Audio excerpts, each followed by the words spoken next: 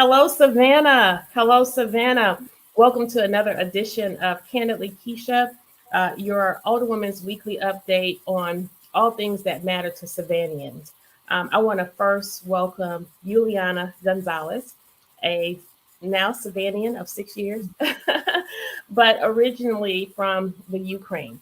And I asked her to stop by tonight to talk to us about what's going on in the Ukraine and why it should matter to us here in Savannah. I ascribe to the notion that an injustice anywhere is a threat to justice everywhere. And we know that while these atrocities are happening far away from us, we know that by way of our heart, our spirits, the families and the individuals who are suffering as a result of the invasion. I like to call it an invasion as opposed to a war.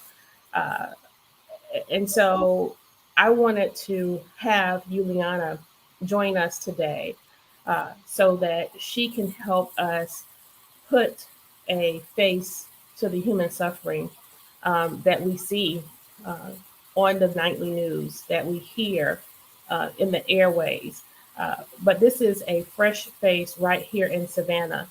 I had the pleasure of meeting her and her sweet family at one of the prayer vigils. And your testimony and your account of the suffering that your family who was left there tugged at my heart. And so that's why I asked you to be here today. And so thank you for carving out some time to come and share. And I don't want to pepper you with questions. I just want you to speak from the heart. And ultimately, as we discussed, I want you, while some of us may be thinking it's so difficult to wrap our heads around how to help, why we should help, and when to help. I want you to frame a narrative in terms of how Savannahans can position themselves, in addition to prayer, some of the tangible ways we can provide assistance both to individuals who we may encounter here in Savannah as well as in the Ukraine. Juliana? Uh, Good evening, Kesha. It's a pleasure to be here. It's an honor to share my feelings and my situation with you and all Savannahans that are watching us right now. Thank you from the bottom of my heart.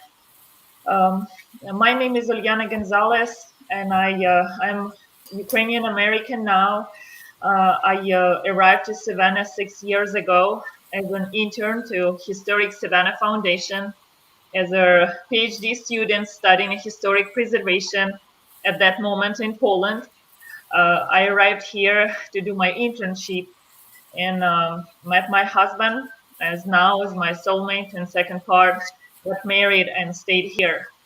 Worked here, volunteered a lot for Historic Savannah Foundation, worked as interior designer, and now I'm a stay-at-home mom raising my small daughter, Bianca. My whole family remains in Ukraine. It's my mom, my dad, my grandparents, all my childhood friends, and all my childhood memories. And as of 1 month now, I live in this constant stress and devastation and panic mode, really, what to do, because it's like to imagine if you would go for a vacation to some island far from the United States with your family, with your kids and your husband, and then suddenly you wake up in the morning and you watch news and your homeland, your hometown, your friends turned out to be cut off from you for indefinite time. Now someone is bombing your city, your house, destroying everything that you got used to where you grew up, killing your friends, and that you see this live stream, them laying dead on the streets. It's really bizarre, and it's hard to live with that feeling, not knowing what's going on in this moment with them.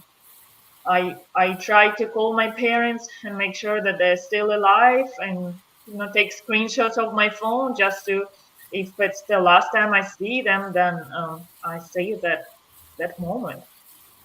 It's very hard, but at the same time I feel powerful that I can help in some way, being far from them, from here, because they do need help, and by themselves, there in Ukraine, they won't be able to finish the task of survival and bringing independence to their motherland. They need help from the whole world now, and everyone is standing up for Ukraine and gathering around and helping as much as they can. Um, so after the war started, in the next couple of days, I didn't know what to do really. So I made this big poster saying "Pray for Ukraine," and I knew I need to go somewhere and meet people like-minded or talk to someone. What can we do to help? Because first couple of days it was just a nightmare. I thought I will wake up and everything is over, but nothing was changing, and the situation was going worse. And I just went to stood in front of the city hall with a poster "Pray for Ukraine" by myself for the first half an hour, and I just realized how hard it was to put the word out like that, even for the good cause. I was crying inside and waiting for the response from people, and I was so pleasantly surprised how many prayers and hugs and support I received that day. So I came home and I created this Facebook group just to gather people around me that live here close and would like to lend a hand to help in any way and stay connected with them. I call the group Savannah Supports Ukraine, and everyone who would like to join was welcome to do so. And I was surprised how many people from different countries that live here first reached out to me and proposed their help. People from Czech Republic, from Poland, from Moldova, from Latvia. So my family just increased that moment. Mm. And so far, our group is growing.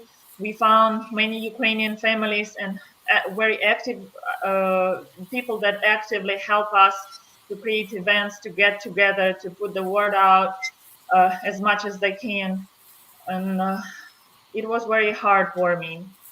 And everything what Savannah does, in order to support us, we really appreciate it.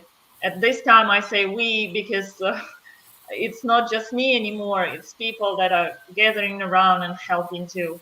Uh, the ones that live here in the Savannah area. And Juliana, when was the last time you heard from your parents? We called with them.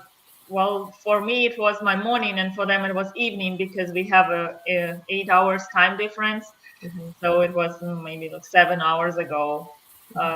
It was calm in the city today, but sirens alarming about missile shooting are going on from time to time, and people are running to the bomb shelters or just simply hiding somewhere next to the posts and pillars in the house, on multiple story buildings, uh, trying to make sure that they might be more protected that way if anything happens.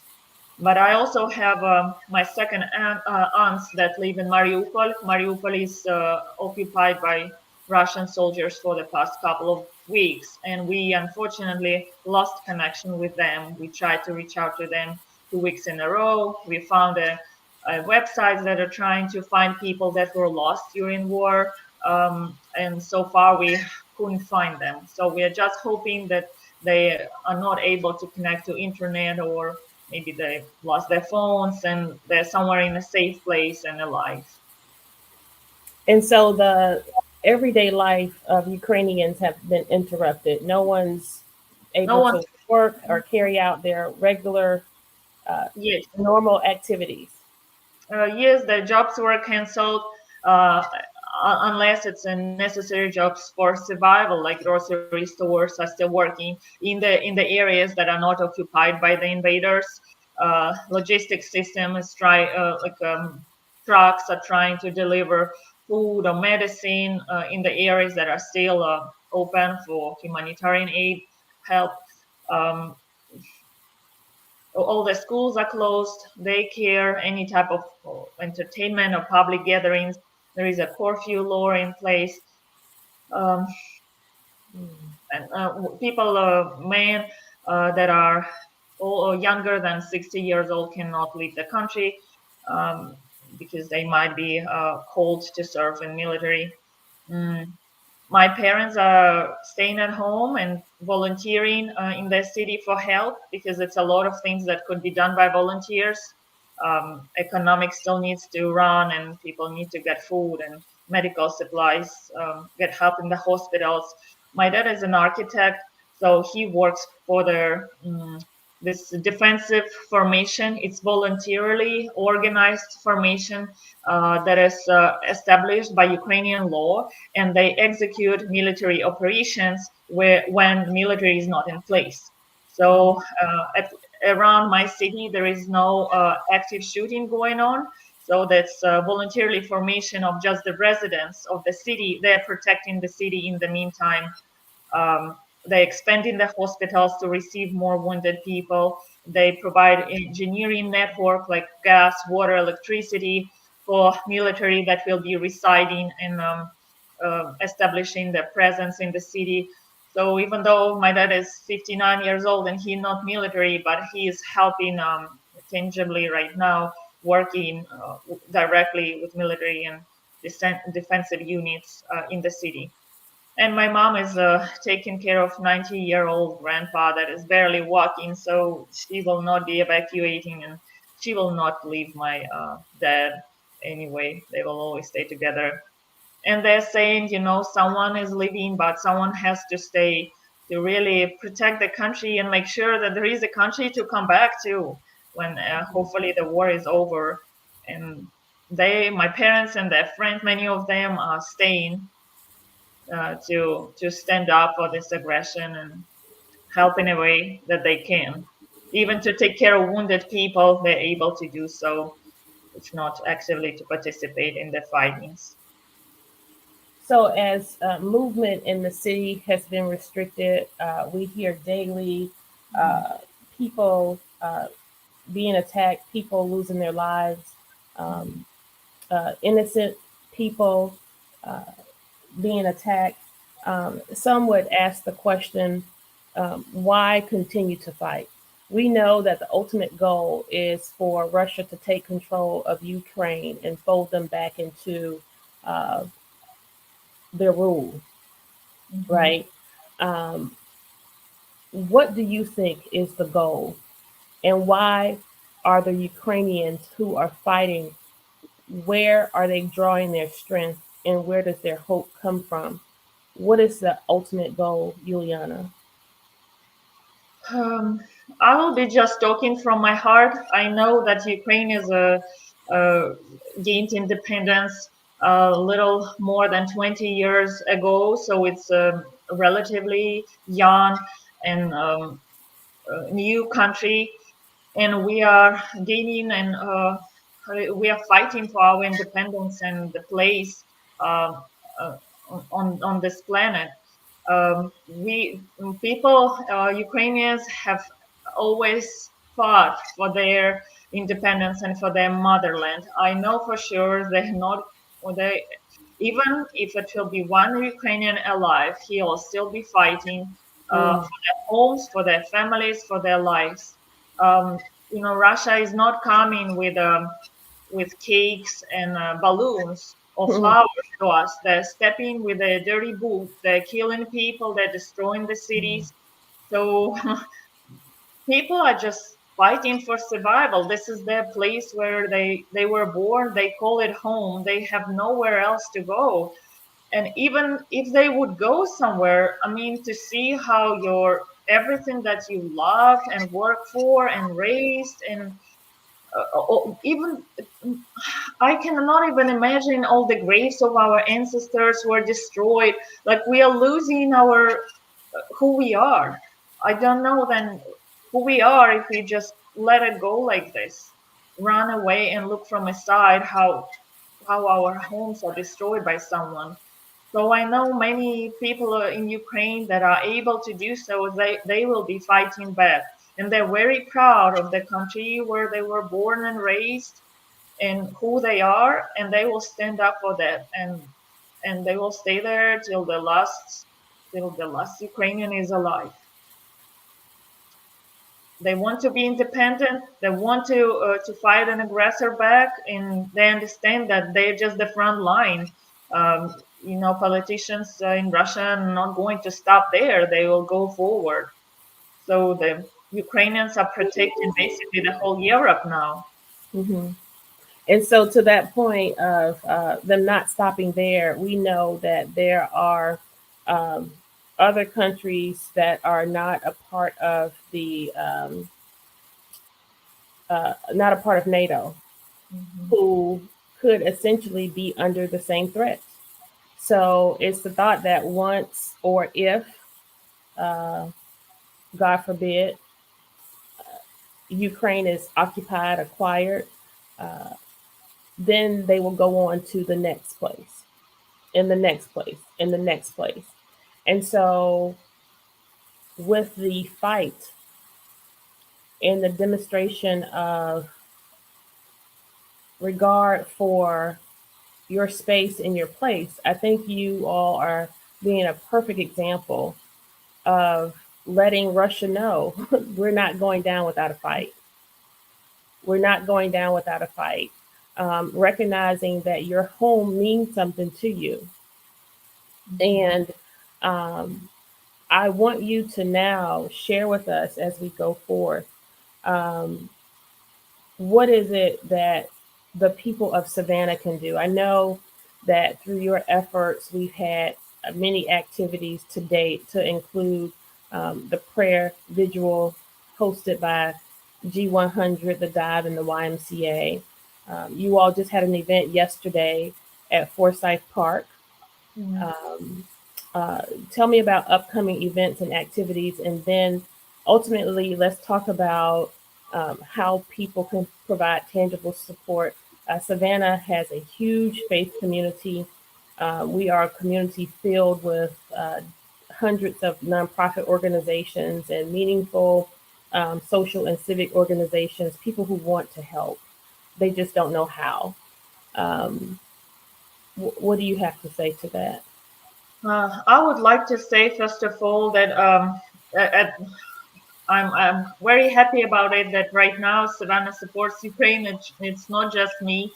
There is a whole group of people and activists that are doing events and um, mm, helping uh, to spread the word out and organize prayers. It's church groups. It's Ukrainian families that are very actively involved, and they help to organize our presentation during the St. Patrick's Day parade and create an event yesterday in Forsyth Park. Church group from Blessed Sacred Catholic Church in Savannah is organizing um, a rosary pray for Ukraine this upcoming Saturday at noon in Daphne Park. So at this time, I'm like a mediator and a place to get people together in our group and share these local initiatives. Mm, and coordinate how we all can help each other. Even though we are far from Ukraine, but it turns out we can do something, as you said, tangible here. Hmm. And it's not just prayers, even though prayer is doing a miracle, really, and unites people. But during those prayers, we meet new people, we make new connections, and then later those people help us a lot. For example, 2.5 weeks ago, we got our first refugee coming to Savannah, and the lady, she's pregnant and she didn't know where to go and where to ask for medical help. And the church group helped her. They found people that drove her to medical center and made sure that it was all ready for her, and she's very thankful now. Hmm. So even this prayer become such a valuable and tangible help at this moment. Then we are taking care as much as we can from here, helping with the humanitarian aid supplies that is going to Ukraine. At this moment, we are working on finding logistics and setting up logistics, how we can not only to collect humanitarian aid here, but also effectively transport it to Ukraine and people in need within the borders of Ukraine. We recently we were helping Atlanta volunteers to receive here 15 tons, 2.5 trucks, more than 1,000 Mm. boxes of humanitarian aid Oh, here in wow. Savannah, and unload those boxes, sort through them and organize them if they were destroyed, box them, rebox them, and load them into the ship containers. And 2 containers left Savannah port last week, and it's on the way to Lithuania and then to Poland, and from there it will get delivered to Ukraine. So we were calling for volunteers. We needed hands to come and help us to do that, to coordinate in any way. If not carry boxes, then to give volunteers that are working water, or just stay there with us helping. Then we found a lady that collected medical supplies from Woodford Memorial Hospital, and we found volunteers that drove those supplies to big cities, to Charleston. And in Charleston, we found people that helped us to transport it to Ukraine. So we are looking at those local effective and ways and efforts to do something meaningful. Um, then even helping to refugees. At this moment, we don't have so many, and yet we still need to organize the ways where they can reside, where they can be fed, and where to get medical assistance, and even to find information. And volunteers from that belong to Savannah Supports Ukraine group are messaging me their finds, and I connect them with refugees, and that way we help. Sometimes refugees don't speak English, and we just need to be translators. Sometimes they need a ride to the hospital, and this beautiful souls, volunteers help. Um, this is one of the ways to help. Another thing is we are reaching out to our representatives and congressmen with petitions, with letters asking for help, bringing attention. We also ask people to join those letters, or to make calls. Mm, what else? When we gather together for rallies, the more people will come, the more support we'll get. We ask people to take a flag and hang it at your door, and show that way that Ukraine is over here in their hearts. Hmm. How Uh, can we get flags, Juliana? um, Well, of course, you can buy it somewhere on Amazon or Etsy, Okay. or make it yourself. Or I did just bought some paper from the local craft store and combined two colors, blue and yellow, Hmm. and make it visible that way. Um, it's it really, even little small things like this counts. And when the people see the flag, very often they approach me asking if I'm Ukrainian or I'm connected, and how can they help. And that way we bring more people and more connections and more help to each other, just by having this little touch somewhere visible. um, so And this is you mentioned refugees, Juliana. Do you have any information related to how many Ukrainian citizens may be here in Savannah, or do we have knowledge of anyone who has fled to our area? I know some other areas of the United States, but what about Savannah? As far as I know, at this moment, we have refugees that have a Ukrainian family over here. So those are, I may not know about those. I'm sure there's way more. Um, Okay. but the ones I know, only about one lady that contacted me. She had no one to go to. Mm. Basically, stopped at her friend's place and were looking for help, and she found us through social media, and that's Hmm. why we started being connected. So at this moment, I don't see a big group of refugees going, but it's a good practice for us here to start small and to find a ways to help, so that if we have more people coming, we already set up a process how we can help them. Right. And Be faster. proactive and just be ready in that regard. Yes. Well, um, Juliana, some people seem to think that a lot of this invasion that has turned into the war that we are seeing play out is a part of um, the connection and the rise of nationalism. And with that, we know that President Biden recently um, offered an utterance consistent with acknowledging that Putin essentially was unfit for office, should not be in office. And some view that as a threat, but others are a little miffed that there has been very little um, effort to show tangible action uh, when it comes to supporting the Ukraine. So, with that said, what are your thoughts there in terms of what some of the allies of the Ukraine, outside of our provision of um, weapons to help you fight? What are your thoughts there? Because we know that a lot of this become very political, right? We do recognize that there are so many moving parts and issues related to the dynamics of what our country has faced. We're just coming out of a pandemic. Um, I don't know if what Putin has done can be considered strategic in any way.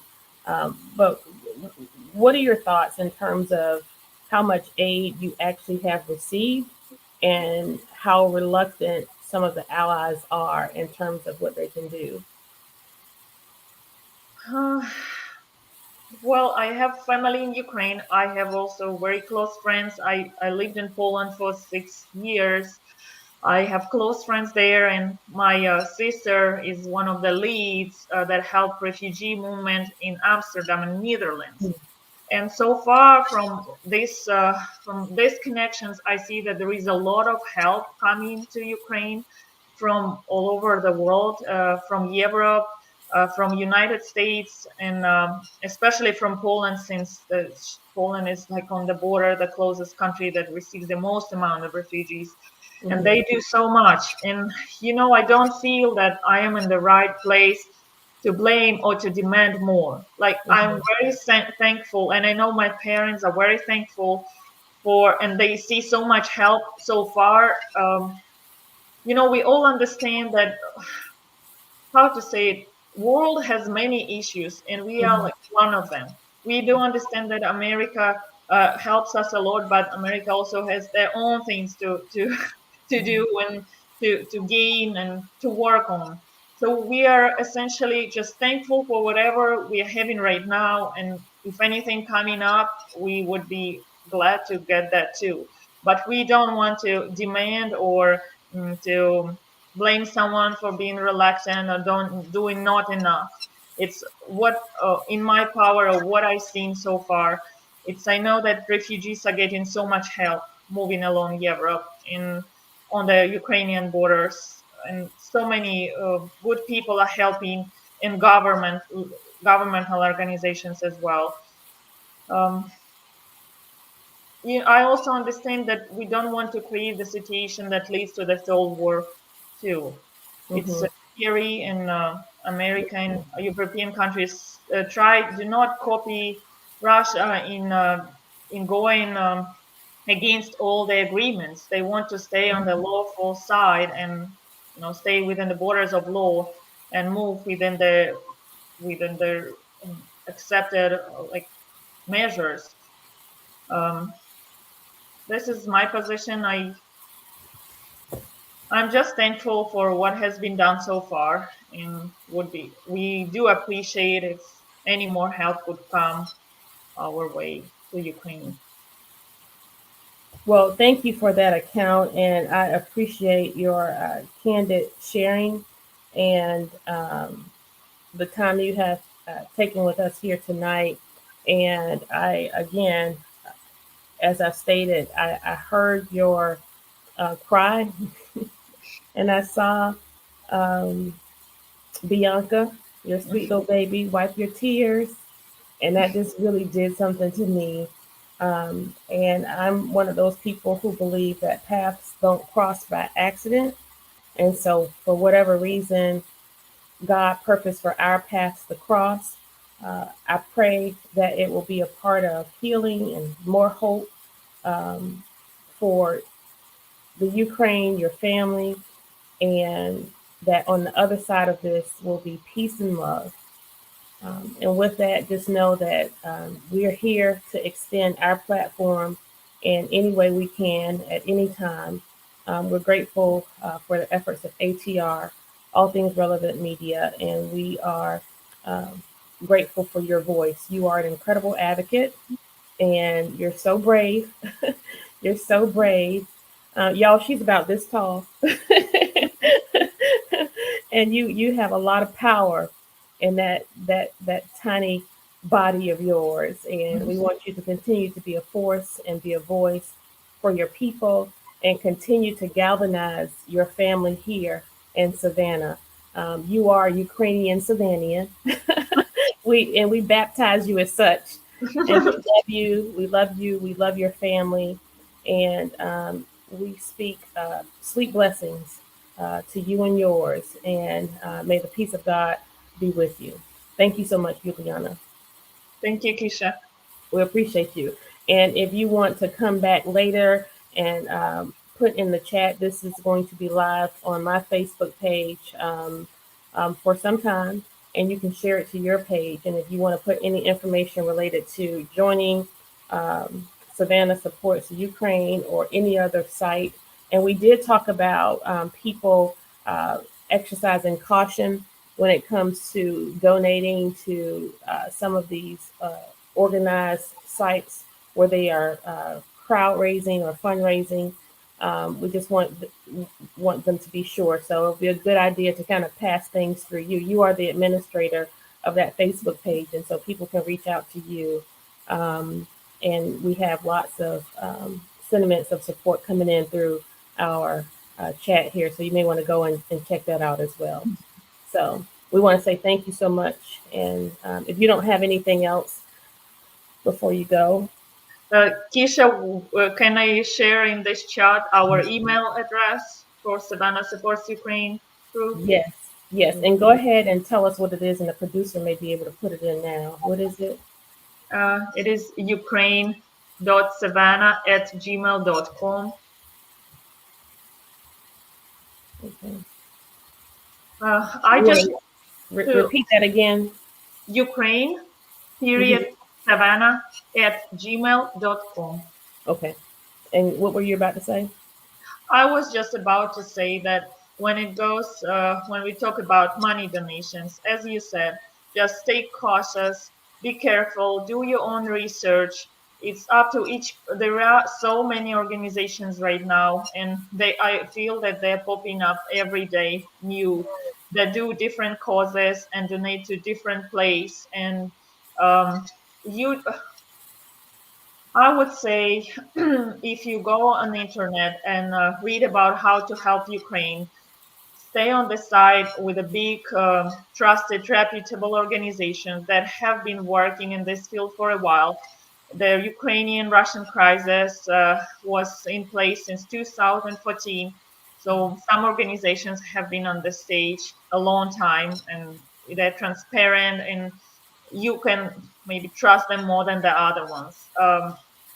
So just be careful, do a little research, and donate wisely if you want to do so, so that this money that you send will be used in the most effective way, where they need to be on the first place. Since I believe that the biggest organizations that are led by the government may know what is the priority at this moment and will spend money wise. This is all what I would like to say and share with you. Well, listen, Juliana, my platform is your platform. You are welcome to come back anytime. If there are any updates you want to provide, this space is yours to use for that purpose. And we will continue to share updates as well as they come to us. And as we go forth, as your Alderwoman at large for the city of Savannah, just know that any municipal efforts that come our way that we can provide support to, I will be in full support of that as well. So, Thank you very with much. that, I want to say to you good night and kiss Bianca for me. And you guys have a great night. And I'm sure our paths will cross again. Oh, one more thing. Are there any upcoming rallies, visuals, or activities? Anything coming up? So this upcoming Saturday, we will have a Rosary Pray for Ukraine in Daphne Park at noon. If Okay. anyone would like to join you, we would love to see you. And if you would like to stay in touch, you can email us at this ukrainesavannah@gmail.com, or just join Savannah Supports Ukraine group. And I try to make only relevant posts there. Do not, flood your newsfeed with different information, because there is a lot coming out at this moment. And we will be announcing any new rallies or gatherings, or ways you can help, calls for help. And that's this Saturday at Daphne Park at 12 o'clock noon. And what location? Are we near the pavilion or It's, where I exactly? believe, intersection of B Street and Okay. B that. Road. That's the B Road side. Yes. Okay. Yes. This is Daphne Park on the corner of Victory Drive and B Road. Okay. Good deal. Well, we will see you there. We'll be here this Saturday and be in attendance to provide support in any way we can. So, without further ado, we're going to end the show tonight and look forward to connecting with you again soon. At least Saturday, I'll see you. Hopefully, we can celebrate the end of the war very soon. I know. God bless. God bless. God bless. Thank you, Kesha. It was No problem. You take care, my friend. Thank you.